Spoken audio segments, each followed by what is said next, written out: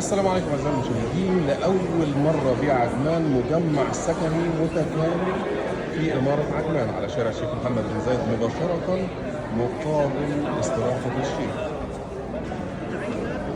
ممكن تقدر تشرح لنا فيه يا استاذ انس؟ السلام عليكم. أول شيء احنا بنتكلم على أكبر مجمع سكني موجود مدينة عجمان، بيتخلله بالنص أكبر لاجون نفس اللي موجود بالداون تاون مع النافورة الرئيسية. تمام؟ بالنسبة لمساحة البناء هتكون 46 مليون قدم، احنا بنتكلم على مساحة ضخمة جدا بمعدل 76 برج سكني. 76 برج نعم. سكني نعم. في البروجيكت. في البروجكت كامل بتتخللها 20 بناية بتكون بالنص حوالين اللاجون. تمام. استاذ اياد تقدر تضيف لنا اضافه؟ مرحبا، كيف حالك؟ بالنسبه للخدمات اللي موجوده مثل ما حكى سيد انس، راح يكون في عندنا النافوره الراقصه، راح يكون في عندنا قبه في الوسط اللي هي متعدده الاستخدام. بالنسبه للمحلات التجاريه والمطاعم والكافيهات راح تكون موزعه حول اللاجون على اليمين وعلى اليسار، بالاضافه للملاعب، ملاعب كره القدم، ملاعب التنس، وملاعب الباسكت بول كمان.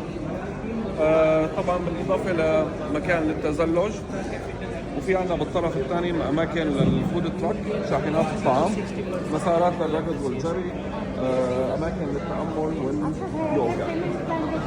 المجمع متكامل، وطبعا ما رح ننسى المسجد رح يكون موجود عندنا هون عند مدخل المشروع من طرف شارع الشيخ محمد بن زايد. رح يكون في عندنا 4 مداخل و4 مخارج للمشروع. تمام. ده كده الامامي ده شارع الشيخ محمد بن زايد. بالضبط، هون شارع الشيخ محمد بن زايد رح يكون في عندنا مدخل ومخرج، مدخل ومخرج دايركت على اللاجون. تمام. ارتفاع الابراج رح تتراوح بين ال 15 طابق حتى ال 56 طابق بكل المشروع. طيب تم طرح كم بنايه دلوقتي؟ حاليا طرحنا 6 ابراج، ارتفاعهم من الطابق 15 حتى الطابق 21 اللي هن اوركيد تاورز. في موجود طبعا استديوهات، غرفه وصاله وغرفتين وصاله، وثلاثه كمان، 3 وصاله دوبلكس. اماكنهم بالضبط موجودين هناك. متى يكون الهاند اوفر؟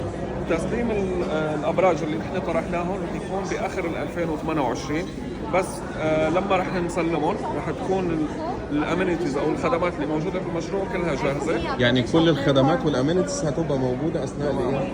عند طرح عفوا عند تسليم اخر الابراج اللي طرحناهم مؤخرا اللي هو اخر 2028.